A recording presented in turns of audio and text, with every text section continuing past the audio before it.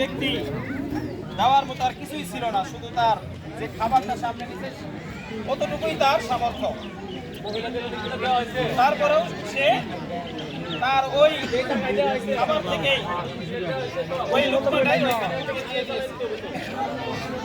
তার কিছুদিন পরে একটা ভাগ এসে তার সন্তানকে নিয়ে ওই মহিলা চিল্লাচিল্লি করতেছে, না এটা এই কথা স্যার ভাগে আমার সন্তান নিয়ে গেল, নিয়ে আসো, বাঁচাও, নিয়ে আসো, আমার সন্তানকে রক্ষা করো।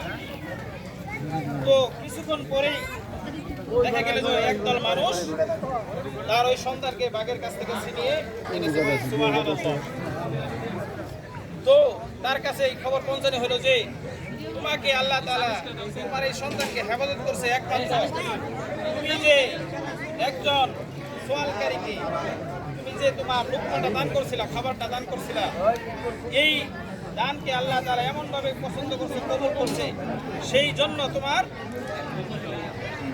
এই সন্তানকে আল্লাহ তাআলা ওই বিপদ থেকে হেফাজত করছে। বলেন সুবহানাল্লাহ। সুবহানাল্লাহ। এই জন্য আমরা যে সময়ে প্রয়োজনে বিভিন্ন সময়ে এই মাদ্রাসায় সহযোগিতা করি, দান করি, এই দানের বিনিময়ে দেখা যায় যে দুনিয়াবি আমি কিছুই পাইতেছি না, এটা আমার চোখে দেখা।